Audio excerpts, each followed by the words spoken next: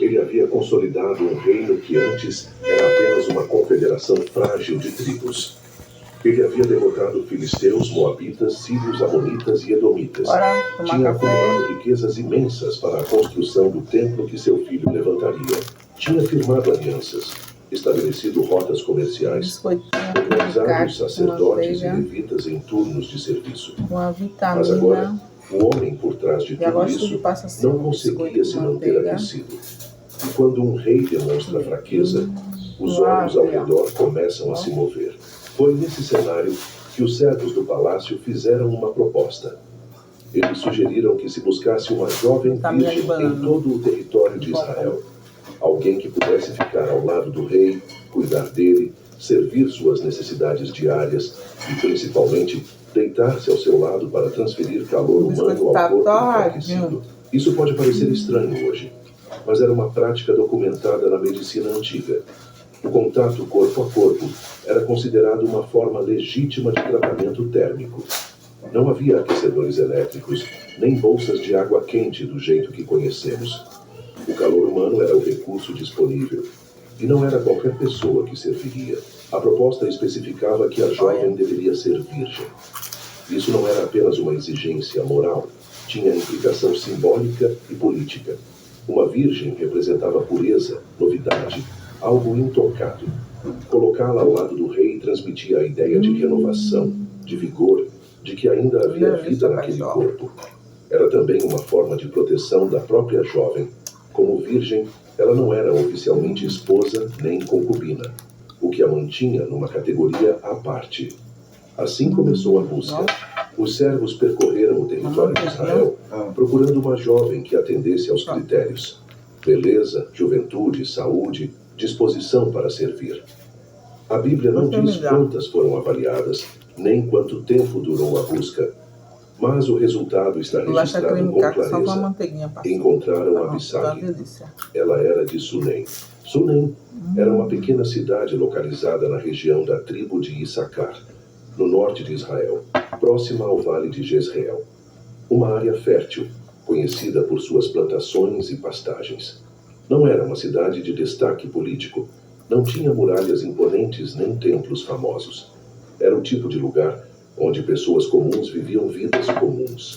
E foi exatamente de lá que veio a jovem escolhida para servir ao maior rei de Israel. A Bíblia descreve Abissag com duas características principais. Ela era muito bela e era jovem.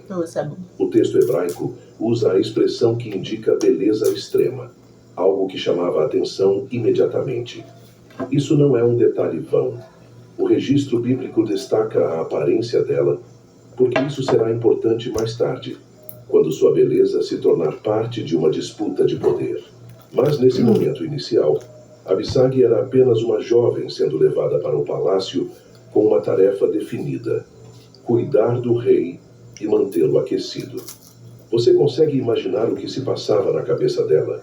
Uma garota de uma vila rural, provavelmente filha de agricultores ou pastores, de repente arrancada de tudo que conhecia para viver dentro das paredes do Palácio de Jerusalém, servindo diretamente ao homem mais poderoso da nação, dormindo ao lado de um rei que ela jamais havia visto antes, cercada de cortesãos, guardas, esposas, concubinas, filhos, servos. Não há como saber se ela teve escolha.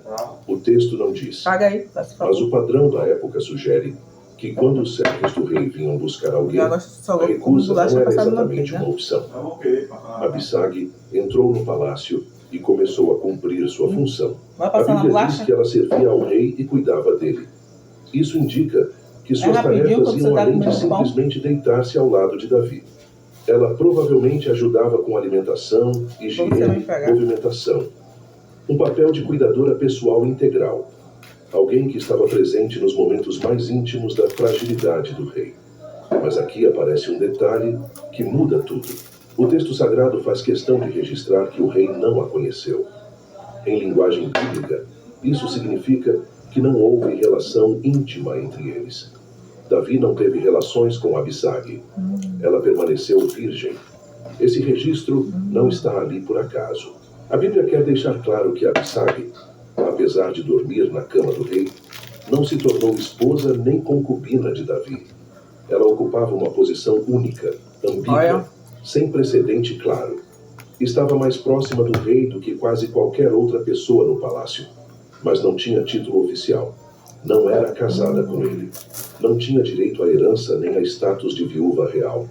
Essa condição peculiar vai se tornar o centro de uma crise política que explodirá logo depois da morte de Davi. Muita gente lê a história de Abissag e passa rápido, achando que é só um detalhe sobre os últimos dias de um rei velho. Mas quando você começa a olhar mais de perto, percebe que cada elemento dessa narrativa aponta para algo maior. A fragilidade de Davi, a busca por uma jovem, a virgindade